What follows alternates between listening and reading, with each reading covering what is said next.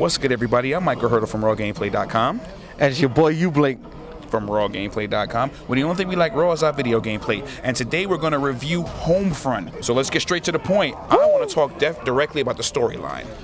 This is a mind-blowing story, man. It's from the writer behind Apocalypse Now and Red Dawn. Go Wolverines! The storyline is incredible. I mean, when I first put the game into the console and I let it run, and I was watching it like it was actually a news broadcast, I was a little scared. Yeah, I'm not gonna lie to you. Yeah, that's the type of writing that he does, though. He does like those what-if scenarios, which is beautiful. I love how he goes. And the thing about it is, though, the scary part about it is that when he wrote the script for this game, it's almost mimicking real life things that's happening right this moment. Yes.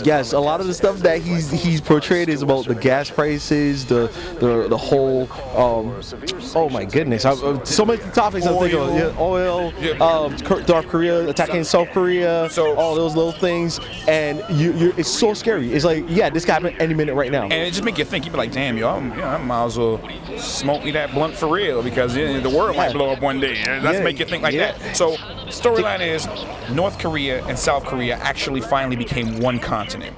Right? No, it's always been an island. Actually, yes. It's been I know it's always been an island, but they've been separated. Yeah, they've been Yeah, there's a little like they're commies at up top. Sorry if anybody's communists out there. The commies up north, and then democracy at the bottom. So what happened is like Kim Jong died. Yeah, that's part of the story. North Korea. You're right. Okay. So Kim Jong died, and his son took over, and he was able to unite both North and South Korea and make it Korea now. So they're like this big superpower now. Russia was Russia back in the 80s and the 70s. They start expanding on their nuclear program. They start building a lot of missile heads. Somehow they got some power over some oil and gasoline. So they're controlling that stuff, and they kind of start cutting off nations off from the gas and oils and stuff like that. All the fossil fuels to help make the city better and keep your gas car going and stuff like that. Now, if they want, now I was looking at the gas prices, $20 a gallon, bro. Yeah, it was ridiculous. Serious. They were trying to. That's why everybody was going crazy. I mean, I remember in the intro, satellite hovered over the United States, EMP they ass. Yes. Just no electricity. Yeah, like one of the cool parts of the game was I was like walking through one of the stages, thinking about the second level. And you go into this house and you see a map of the United States. So they show you like these like rebel alliance that is in America on the West Coast. The East Coast is dead. Nothing's going on. And like right next to the East Coast, like close to the Midwest, like Mid-East is like a radiation zone. Yeah. Like everything is dead. Like everybody don't know what's going on. It's weird, but it's like also cool. So the main characters of the game. You play as Jacob. Jacob is an ex-pilot for the military, and what happened is that one day you're sleeping in your house, and the Korean military, which is called the KPA, they come and knock at your door. And hey, you military? We're gonna take you to the camp, buddy. So they come and try to take you to the camp. Along the way, you see a lot of stuff happening. People being executed, beat up, smacked up. Yeah, they're kind of just getting rid of the men, because what it is that once they're men in this is what most military people did. If they're men in a village or in a country, you kill the men first before you kill the women and children. Of course. Because they will come up and you kill the men and the boy men, because they'll rise up and take over at any time. They know how to so you got to get rid of the people first. So what happened is that they were taking away the men during that time and killing them, and they were also executing families in front of their children. It was really gruesome. Like there's one scene, like you're driving the bus, a dude gets a headshot and the blood spatters on the bus. They go in with that. I ain't gonna lie to you. It's hardcore. So you're going to be taken to this camp, and along the way, the resistance helps you break out. Like they attack the bus that you're in, you survive somehow. So what it is that you'll be taken to this place called Oasis, which is kind of like the resistance little home base. They teach the kids how to read, because it seems like the kids are not learning to read anymore. Right. Stuff like that. They're taking away everything that makes America. I mean, there's no educational system, all of this stuff to weaken the people. So the story is really deep and originating, and I don't want to tell you too much, because I do want you to. Yeah, we don't want to spoil it, because I don't want to get too deep, because you a detailed brother. I'm listening comments? I'm like, yeah. Because I remember when we did the heavy rain. Yes. And we went too detailed. People actually was very unappreciative and was mad that we spoiled it. So let's not get too deep into it. So you'll find out why they kind of brought you in. Yeah, let them just get into it, whatever the case may be. Let's move on to the controls now. From my perspective, right? I'll let you talk in a minute. From my perspective, I'm not a shooter. I don't play shooter games. If anybody knows me out there, they know I'm a fighter. I got the arcade 6. Actually, I can't even use the controller sometimes. So it's kind of hard for me. I play on Legacy. Yes. You know, because I have to have is it called Southpaw? Yeah. This is to aim. This is to move. Right. Now, I have to play it like that. When people pick up the controls and they were like, "Wow, it's a little different," because I'm glad they actually have those features in there. Now I'm gonna tell you this. There is only one control settings for this game. There's no way to change it unless you go to, like, as you said, Southpaw or Legacy, as some people call it, or whatever. That's it. There's no other customizations. You cannot change your controller, which is a big letdown in this day and age because so many shooters have so many different setups for shooters. Now that's one pet peeve I have with the control setup. I can't go in and customize it myself, or I can't just let it, change it to a different setup that they have. Now, for a person that plays like Call of Duty and they have it set up like a Call of Duty controller, like, your B button is to duck, stick is to melee, stuff like that. But I don't play it like that. I play tactical. If people out there in the COD universe knows about that, I play with my my sticks to crouch and my B button to a melee, so that was a little bit annoying to me. I don't like that. The controllers are really it's kind of simple. It's like, once you get used to it. Let me tell you this. If you're playing on campaign and you want to make it difficult for yourself, take out the auto aim, because I was doing this little glitch every 5 minutes. What's that? I would zoom in and zoom out and it would automatically aim for the person that are in front of me. I know. I saw this kid doing that. I was like, why is he doing that? But that's a glitch. Yeah. And nobody's gonna fix that. So I was just like zooming out, zooming in, and get the target that I wanted. Zoom out, zoom in, zoom, and it will automatically do it for you. So it makes it a little bit more easier. But I think they did that because so many enemies are coming at you at once. Yeah, right. So you can do that little trick back and forth, back and forth, back and forth. All right. So the controls is all right. So, I mean, basic controls. I want to talk about the visuals real quick.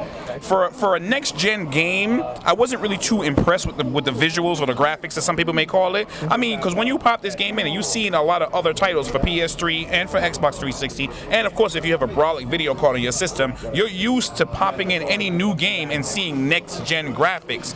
To me, some of the stages did not look like next gen graphics to me. I was taking cover behind like knocked over vending machines and stuff like that. The detail of the writing and the actual texture mapping on the objects, it was impressive. But I mean, I guess they didn't really spend too much time when it comes to the engine. I mean, what's your take on that, man? I'll be honest. Like, I know it's THQ, so they're on Chaos. Chaos Studios. I'm not too familiar with this company. I think they're a brand new studio, and I think if this is their first title, because I'm not too familiar with these guys, they did an okay job. To me personally, a game doesn't have to have good graphics but good gameplay. But come on, man, like.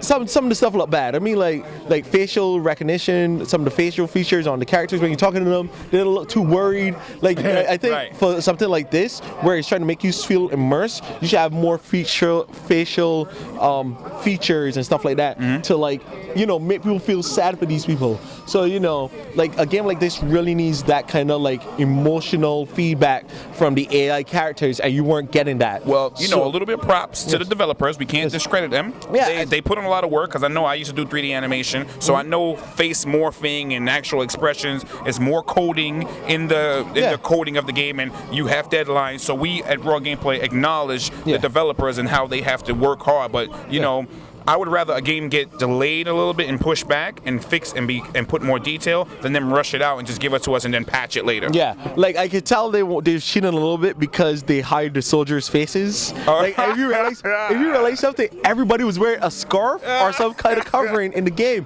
I don't know if it was part of the story, I don't know. But it was like every time I was shooting at a Korean guy, he was looking like a ninja. like he had his face covered and stuff like that. So I don't know if that was a little cheat. Then you're like, hey, so we don't have to do too much work. Let's just cover the face. Copy. Okay. That's it. So hey, I'm no knocking you. You got your stuff to do. I understand. Take your little shortcuts. But I would say this. I kind of enjoyed the game. It was good. Because our time is so limited. We can't stay on one topic too long. Gameplay. Let's talk about gameplay. And well, we know it's about 6 hours long, probably 4. Yeah, it's real game easy. Is mad short. But you can.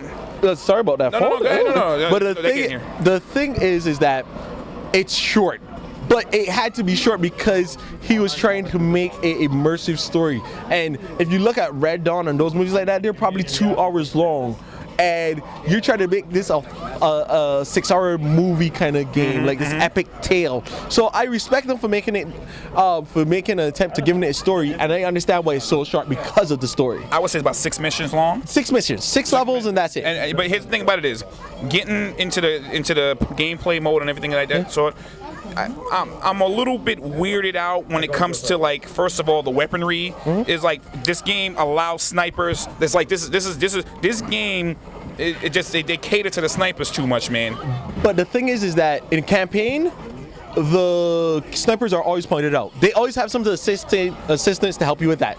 Now, in multiplayer side, not so much. And multiplayer is what most of the people get the games for, though. Yes, in multiplayer, it's not the same way. Like, there's a situation where I was playing one time, and I kept getting shot out of nowhere. Like, I did not know, and I had to wait until the kill cam showed me where the guy was at, and that was not really helping the situation. Right. They do cater to snipers too much. There's like, it's a battlefield. It's too much to doing too much things. It's it's war. So they're trying to make it realistic, but they're not making it fun realistic, in the multiplayer. And also, let me warn you right now, if you plan on getting into the multiplayer,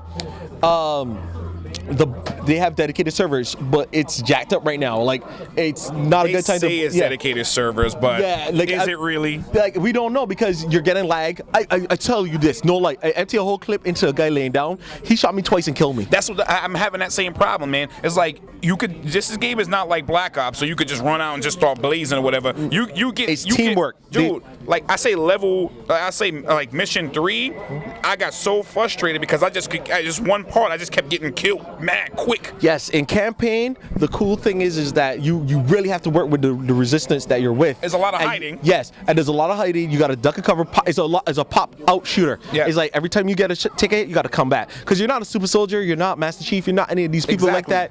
You're not. You don't have anything to go there and just run gun ho. You actually have to take time and shoot. And also one thing, I don't know if the developers meant to do this, and it's both in multiplayer and the campaign, which is very annoying. When you put your red dot sights on anybody or your down sights, you miss. You can be point blank on them, and they will not get hit. Yeah. I think that's kind of a good realistic thing, but that's annoying in a shooter when you waste a clip and you think you're hitting somebody and you're not hitting them. But I'm not gonna lie to you. I'm not going front. I love the weapons in the game. Yes, the weapons are very realistic. Like, the SMGs don't shoot far. Like, the LMGs have you got to burst fire those or you'll start missing. Like, they really took detail into the guns. They tried. The bullets drop people. I'm just letting you know. But what they do, they try their best to simulate realistic life when it comes to bullets. Because there was one part, it was a crashed airplane, and I'm shooting at the airplane, and I don't see none of the bullets hitting it. But when I walked a little closer, then I saw a ricochet off the plane. So some of the weaponry that you have, you actually have to be up front and close. You have to be a certain range to actually hit your target. As I said, bullets drop. Yeah, it's a really good game. Now, the multiplayer, it will get frustrating if you could get to like about maybe level 30 to 40, you'll be good.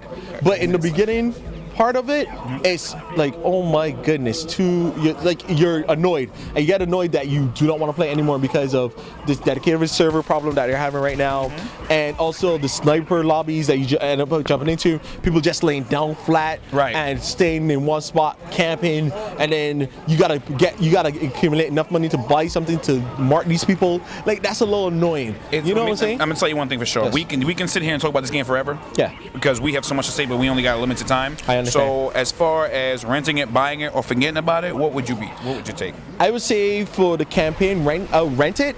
But for the multiplayer right now, don't even purchase it to have it for the multiplayer. I would say definitely rent the game, don't buy it, because actually somebody actually, I'm not gonna mention no names, but they played it and say, here you go, gave it to me.